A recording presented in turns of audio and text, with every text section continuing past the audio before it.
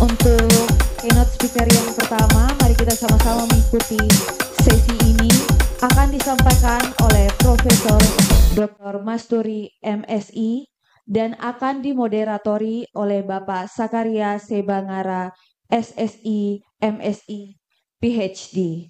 Kepada keynote speaker dan moderator dipersilahkan.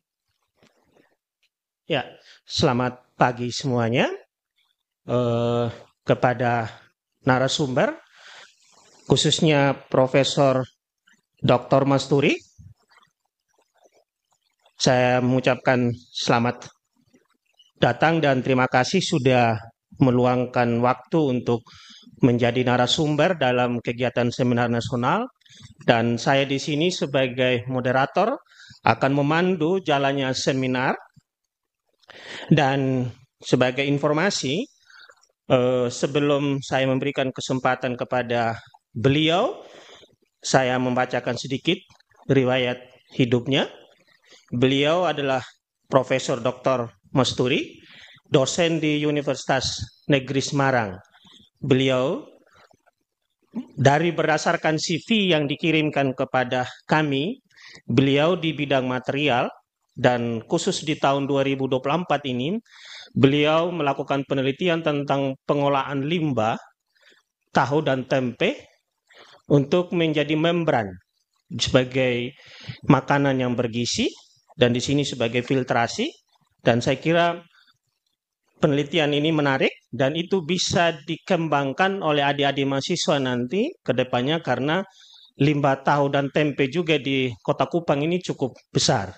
Saya kira ini hal yang menarik, baik bagi adik-adik mahasiswa maupun kami juga sebagai pengajar, ya, bisa memperoleh ilmu dari beliau.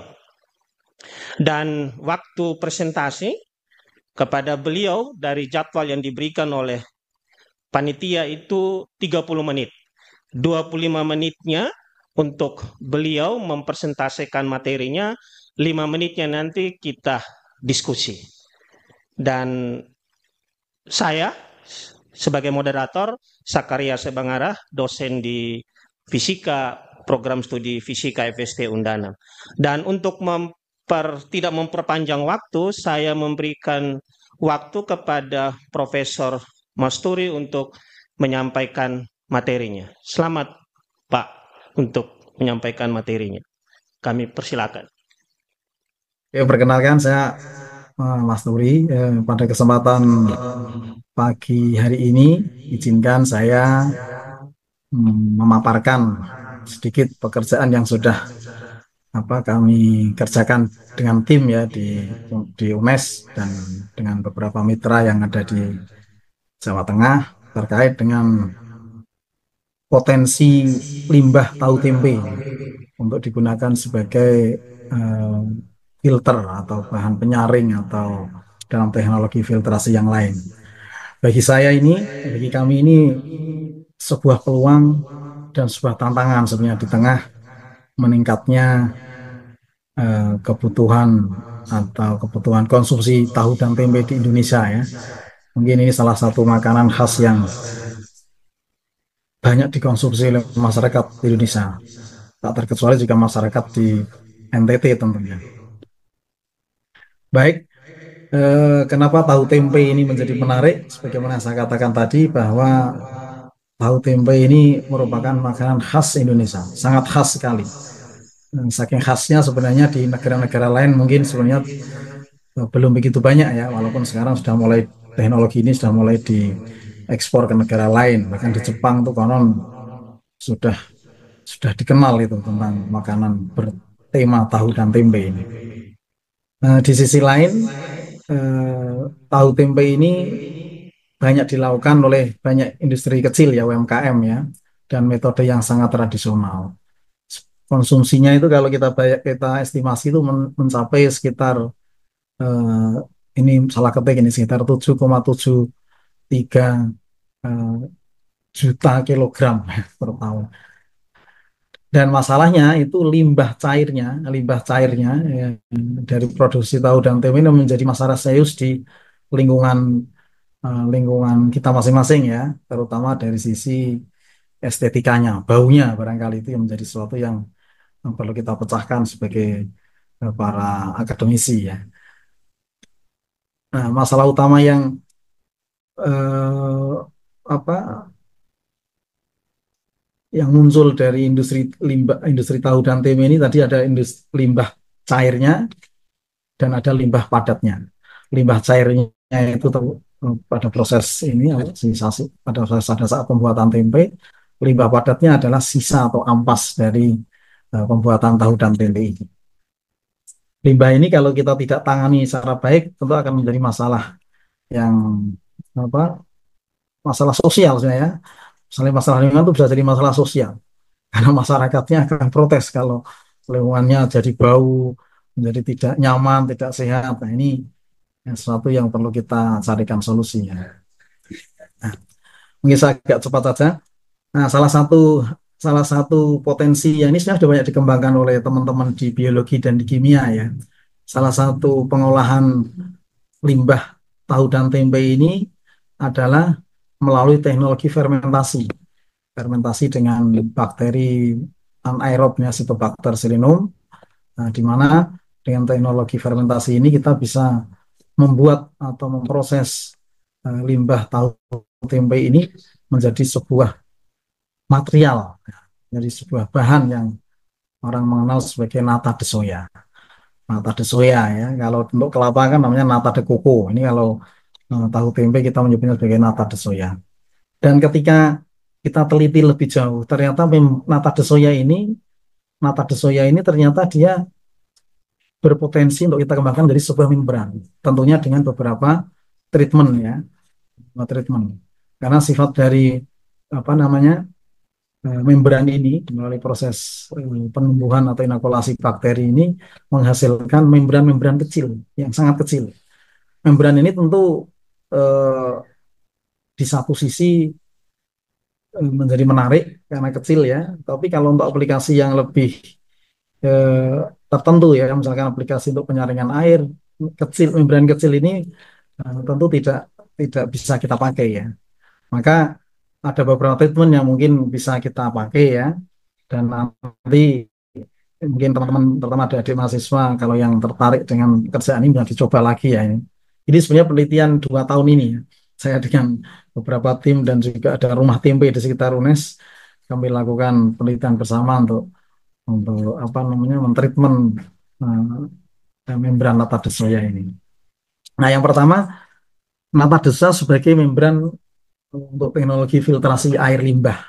Sebenarnya tidak hanya air limbah, bahkan susu. Kemarin dari diskusi kami dengan beberapa atau apa, CV rumah tempe di Kota Semarang itu ternyata itu bisa digunakan untuk membran susu sapi ya, susu sapi atau susu kambing itu disaring lewat itu ternyata sangat memungkinkan. Nah, tahapan yang bisa kita pakai seperti biasa ini teman-teman yang mungkin sudah pernah menekuni ini bisa membuatnya ya, kita persiapkan limbahnya. Ada sedikit air kelapa di situ memang ya untuk mengakselerasi apa namanya penumbuhannya nanti ya. Kemudian kita siapkan ada bahan kimia sedikit ya, amonium sulfat ini juga untuk bahan makanannya bakteri ya. Kemudian dengan bantuan bakteri Acetobacter ini kita campurkan itu ya. Nah, selama sekitar 7 sampai kenapa 7 sampai 14 hari karena masa apa inkubasi bakterinya ini antara 7 sampai 14 hari. 7 sudah mulai terbentuk, 8 9 sampai 14 hari. Itu sudah terbentuk ya, sudah maksimum karena 14 hari. Nah, kemudian akan terbentuk apa namanya bakal nata de soya ini. Nah, treatment apa yang bisa kita lakukan ya? Treatment yang bisa kita lakukan melalui treatment hot press dan cool press. Jadi kami itu ada mesin press yang dalam press yang tidak menggunakan temperatur ya, kita sebutnya sebagai cool press itu ya. Nah, kemudian ada press yang menggunakan temperatur lebih tinggi, kita pakai hot press. Jadi kita melakukan treatment secara bergantian ya pada nata soya yang sudah terbentuk. Yang cool press untuk mengeluarkan airnya, hot press untuk memastikan kandungan airnya menjadi berkurang dan dia menjadi lebih tipis. Kemudian kita lakukan treatment lagi, yaitu perendaman dalam asam sulfat dengan berbagai variasi dan waktu.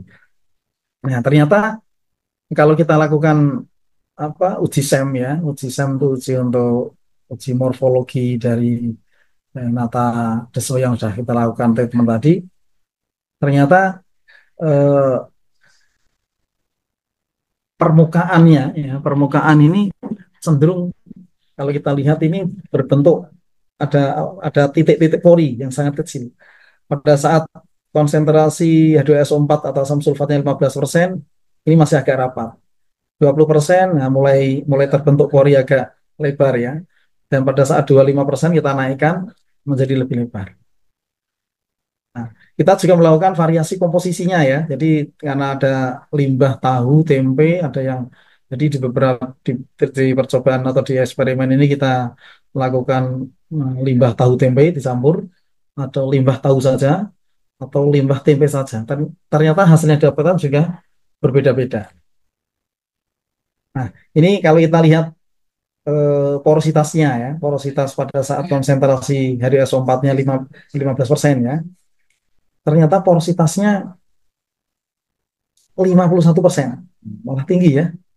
Kemudian pada saat konsentrasinya kita naikkan 20%, ya, porositasnya menurun menjadi 48%.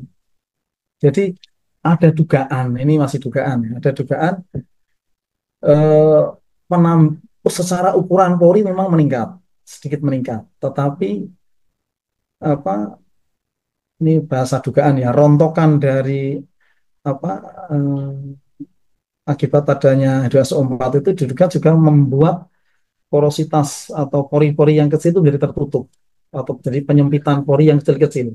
Jadi yang besar sedikit meningkat, tapi yang kecil menjadi lebih tertutup. Diduga karena rontokan ya, rontokan dari itu. Dan ketika kita naikkan lagi ya, 25% ini menurun. Tapi ukuran porinya sebenarnya meningkat gitu. Karena nanti kita uji dengan permeabilitasnya juga meningkat. Nah, kalau ini komposisinya ya. Pada komposisi yang tahu dan tempe saja, tahu dan tempe kualitas kita dapatkan sekitar 51% ya. Kalau yang tahu saja 47, yang tempe saja 43. Ini kalau kita perhatikan. Nah, yang menarik ini ukuran pori ya. Ukuran pori. Ukuran pori ini sorry, por area, apa namanya, kerapatan pori. Saya mau menyoroti kerapatan porinya. Kerapatan pori pada saat komposisi 3 ini cenderung menurun, komposisi 2 nah, agak naik. Nah, pada saat gabungan dua-duanya, jadi kerapatan pori itu artinya setiap milimeter persegi itu dia ada berapa pori. Kalau kita hitung dengan ini penggunaannya dengan software ya, ini ada sekitar antara 100-an ribu sampai 140.000 pori per milimeter persegi. Sementara luas apa namanya porinya ya, luas porinya ini, luas pori itu artinya luasan pori keseluruhan untuk 1 milimeter persegi itu eh, juga terjadi peningkatan untuk komposisi yang campuran ya. Begitu ya prosesnya. Ukuran prosesnya juga lebih besar pada saat kita menggunakan tahu dan tempe kita campur daripada pada saat tunggal. Nah, ini kalau kita lihat apa namanya konsentrasinya ya, konsentrasinya, konsentrasi H2SO4 untuk yang 15% ya. Untuk yang 15% ukuran porinya itu sekitar 0,35. Ini diameternya ya 0,35 mm. Nah, ketika kita naikkan jadi 0,37, sedikit meningkat. Dan ketika dinaikkan lagi porinya ke 25% itu 0,86. Artinya ada peningkatan pada saat asamnya ya, konsentrasi asam kita naikkan. Nah, ini untuk Ini juga untuk pore areanya dan densitasnya. Jadi, nah sekarang kita lakukan pengujian permeabilitas. Permeabilitas itu bagaimana pori itu diuji untuk mengalirkan fluida atau air lah, paling gampang untuk air. Ternyata pada komposisi satu itu, komposisi yang limbah tahu dan tempe itu 1,7 min 9 meter persegi. Kalau yang tahu saja 1,6, sedikit sedikit turun ya. Sebenarnya kalau kita lihat ya relatif sama ini ya. Sementara pada komposisi 3 1,28. Ya di order yang sama lah. 1,28 10 pangkat min 9 meter persegi. Maksudnya. Ini satuan permeabilitas ya. Sementara kalau kita lihat konsentrasinya ya. Nah, ini konsentrasi. Nah, ini juga relatif sama ya ternyata. Ini ada salah ketik. 10 min 12 semua sebenarnya. Jadi pada konsentrasi 15%, nilai permeabilitasnya 10 pangkat min 9. Pada 20% juga 10 pangkat min, ini min 9 dari sini. Ini maaf salah ketik ya. Kemudian yang pada 20% juga sekitar 10 pangkat min 9. Jadi relatif sama sebenarnya permeabilitasnya.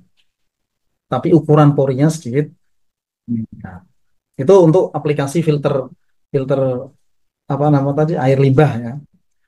Ternyata di pengujian yang lain, pori yang tadi kita tidak treatment dengan asam, kalau tadi kan treatment dengan asam tujuannya untuk meningkatkan ukuran porinya ya. Kalau kita tidak treatment dengan asam, setelah kita pikir-pikir itu ternyata membran berpori itu sebenarnya bisa dong kita pakai untuk apa namanya eh, membran kapasitor ya. Atau kalau bahasa kerennya super kapasitor, tapi kita belum sampai ke super lah ya. Membran kapasitor. Jadi pori-pori yang kecil tadi, pori-pori yang kecil yang dipunyai oleh nata de soya tadi setelah jadi itu bagaimana kalau kita sisipi apa namanya larutan elektrolit di situ. Dengan menambahi larutan elektrolit dalam pori-pori itu memungkinkan dia akan berperan sebagai apa membran yang bisa digunakan atau membran pada kapasitor elektrolit. Jadi membran nata de soya itu kita fungsikan sebagai membran elektrolit dengan merendam ya, bahasanya merendam ini metode paling sederhana metode merendam ya, metode merendam untuk ada waktu yang tentu kita variasi ya dengan beberapa larutan elektrolit. Semua yang bagus itu larutan uh, konduktif ya, cuman untuk konduktif itu kan agak mahal ya, tapi kalau kita bikin yang lebih mudah untuk kita uh, teliti untuk penelitian teman-teman mahasiswa ini kita bisa gunakan larutan elektrolit. Ada natrium sulfat, kalium sulfat, aluminium sulfat ya itu kan lebih mudah didapat. Ternyata dengan apa perendaman di lautan elektrolit ini ya, lautan elektrolit kita lakukan pengujian, ya, kita lakukan ada uji EIS, uji DC dan uji siklik fotometri ya. Nah, kita lakukan misalnya uji CV ini. Uji CV ini adalah uji untuk apa melihat ya seberapa besar dia apa kurva kurva CV-nya ya. Kurva CV itu artinya representasi dari energi yang mampu dia tampung sebenarnya. Makin makin dia berbentuk luasan, ya, itu makin besar energinya. Ternyata untuk apa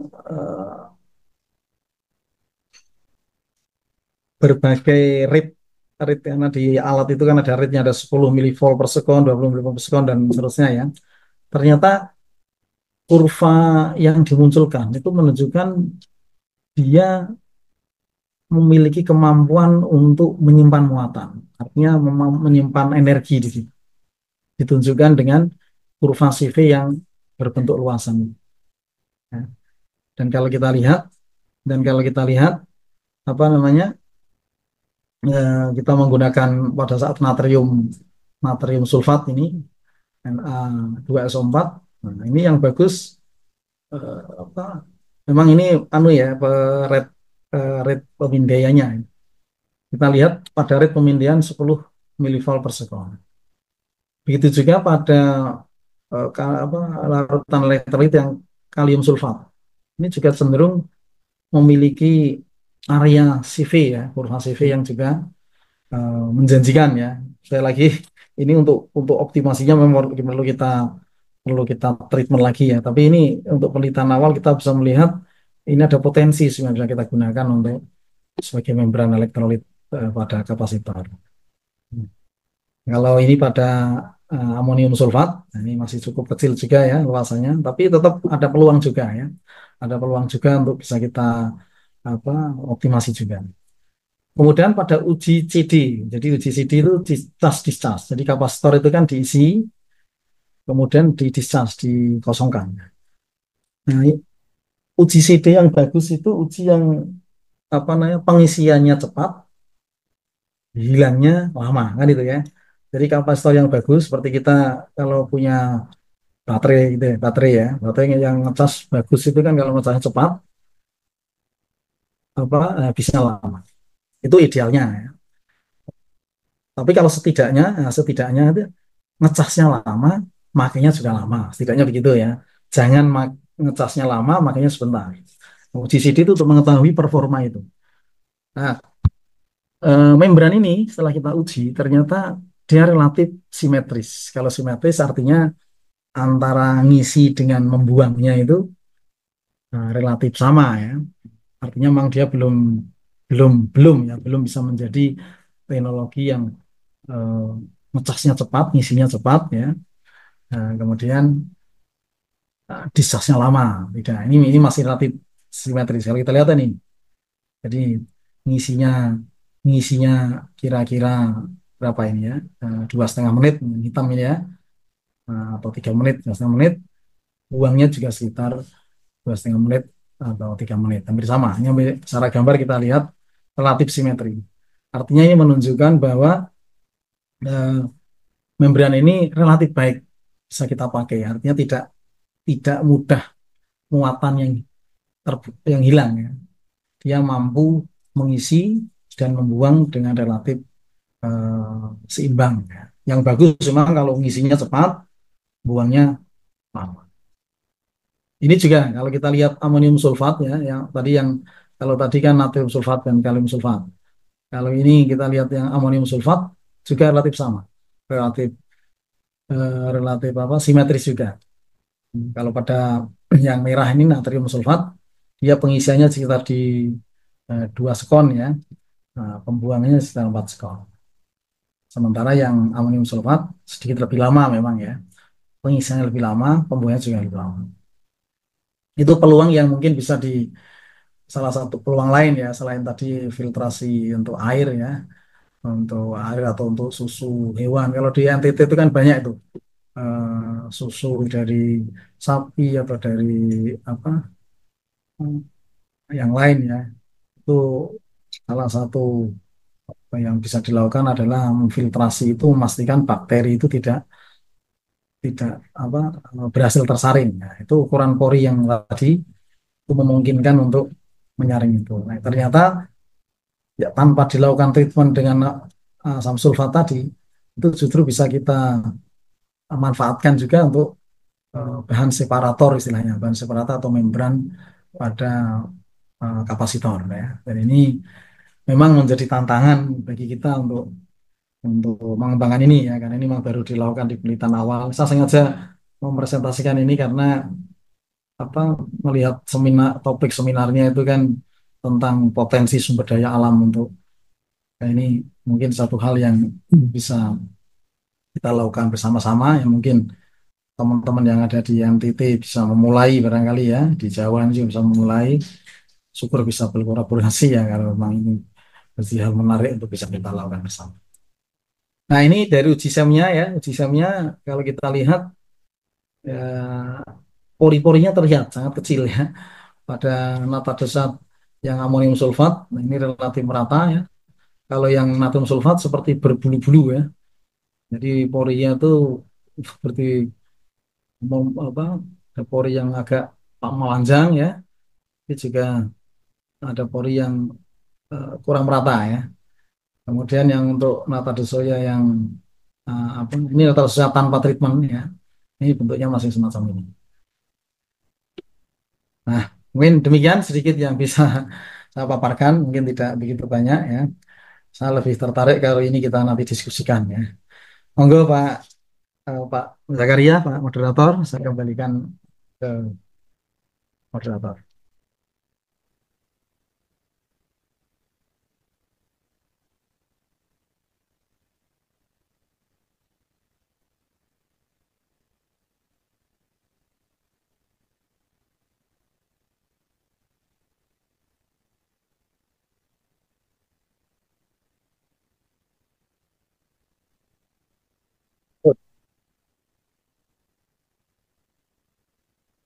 Ya,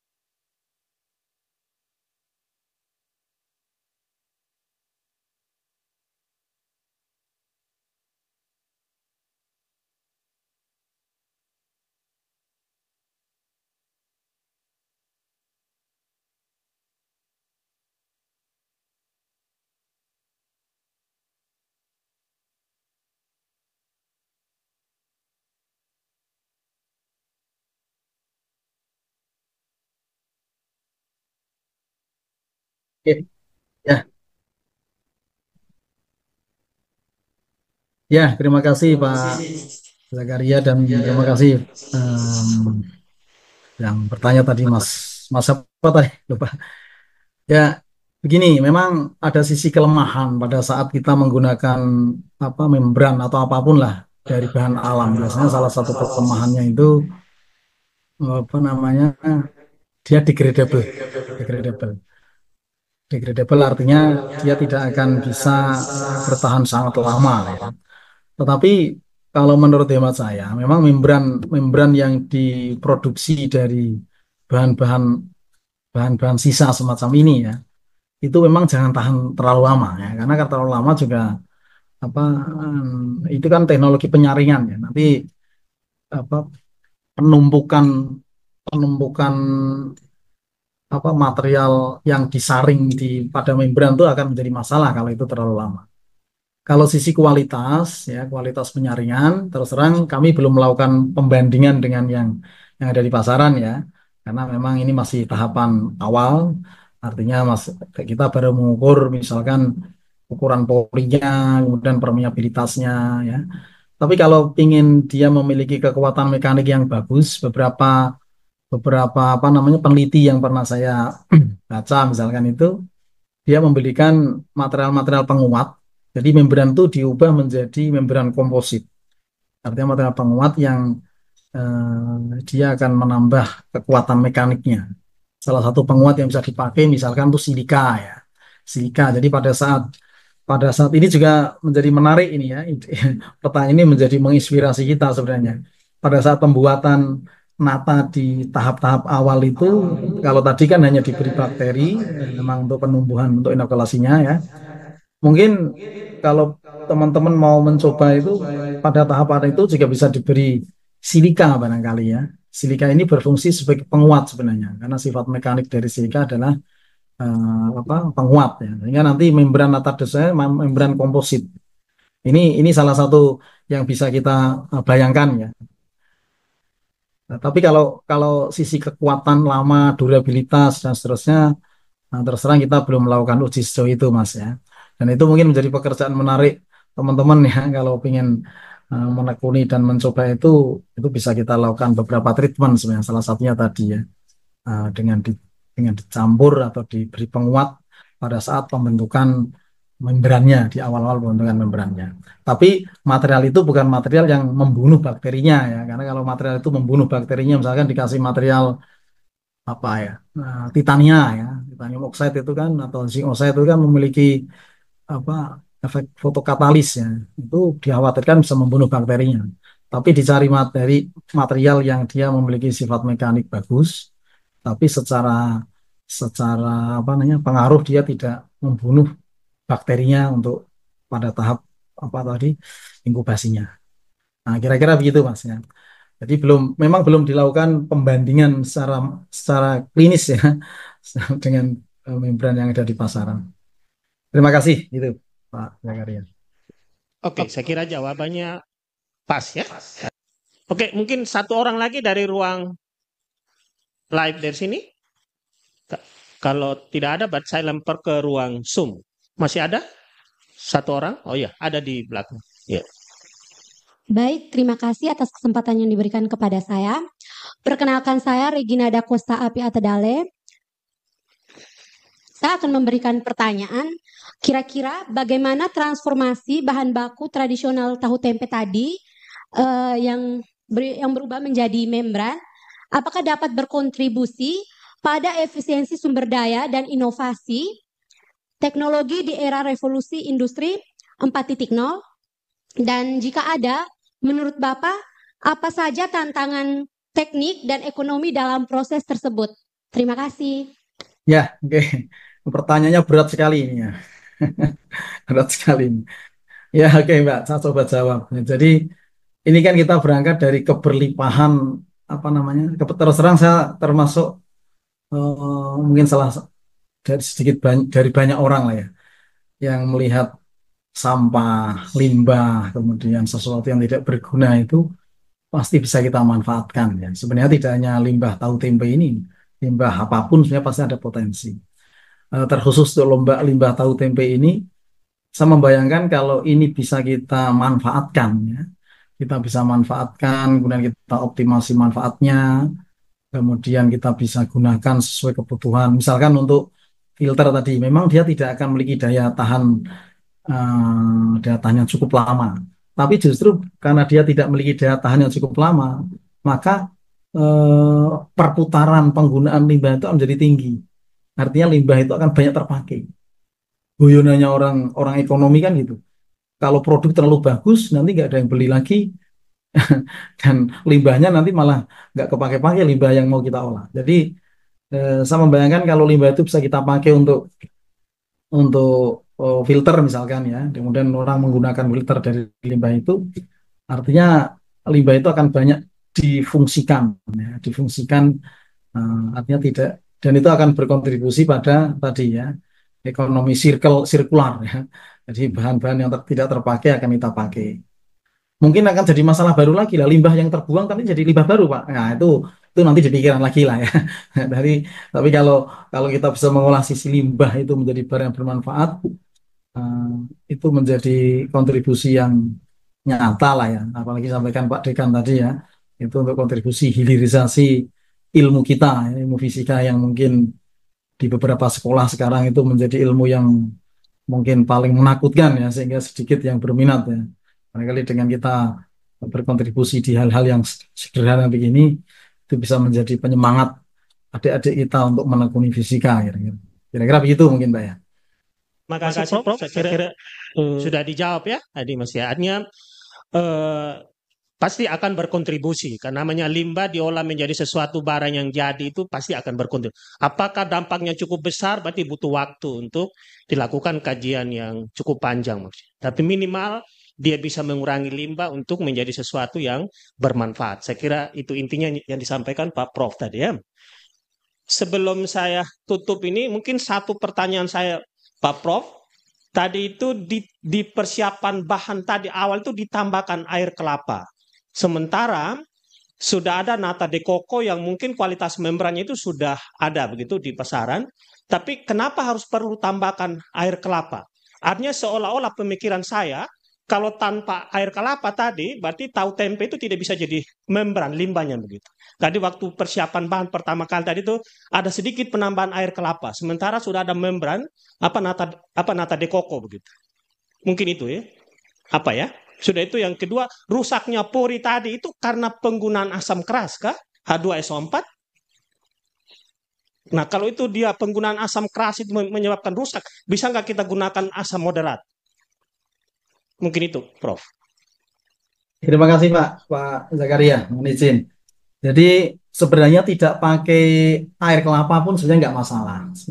Karena ini sebenarnya waktu itu proses untuk mempercepat proses pembentukan membran nata de soya sebenarnya. Karena memang bakteri Acetobacter ini salah satu kesukaannya memang air kelapa ya.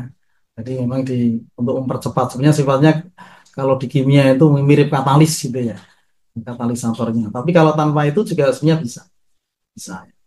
Kemudian penggunaan asam sulfat tadi memang itu kaitannya untuk memperluas, jadi seperti seperti mengabrasi ya, seperti mengeroposkan, tapi tidak mengerop. Maka kita melakukan beberapa treatment waktu, karena kalau terlalu lama nanti malah terlalu lebar porinya. Jadi sifatnya dia melebarkan ukuran pori. Kalau pakai asam lemah barangkali bisa, tapi akan menggunakan waktu yang agak lama ya, karena dia sifatnya asam lemah. Maka kemarin ini sebenarnya penelitian ini kan sedang ditulis oleh adik mahasiswa untuk TA-nya ya. Itu di treatment beberapa variabel waktu. Kalau waktunya diperlama dengan konsentrasi yang lebih rendah itu apakah menjadi berpengaruh, itu kita akan lihat. Jadi walaupun dia asam keras ya, tapi dengan konsentrasi yang lebih rendah 10%, 15%, mungkin 5%, tapi dengan waktu yang kita perpanjang, mana yang paling optimum. Karena kita juga mempertimbangkan kalau terlalu lama itu secara keekonomian nanti menjadi tidak ekonomis kan, karena untuk satu membran butuh waktu lebih lama, itu juga tidak. Kita cari mana konsentrasi yang pas, sementara waktu juga tidak terlalu lama. Gitu Pak Zakaria.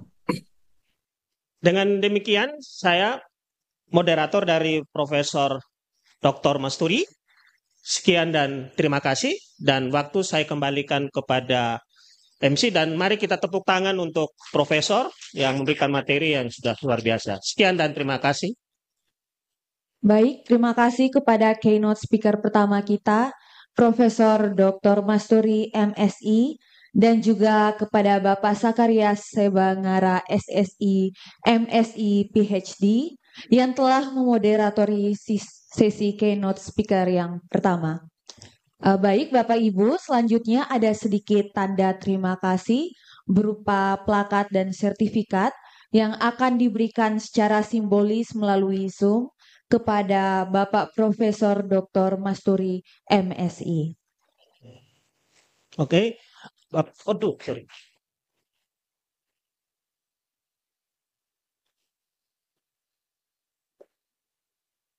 Ya. Bapak Prof, ini kami dari panitia, mereka menyiapkan sebagai tanda ucapan terima kasih sebuah plakat dan sertifikat karena kita online dari jarak jauh, jadi kita memberikan secara simbolis. Kami mengucapkan terima kasih. Sekira ini Prof ada. Baik, mari kita berikan aplaus yang meriah kepada keynote speaker yang pertama kita. Untuk plakat dan sertifikatnya akan kami panitia kirimkan. Baik, selanjutnya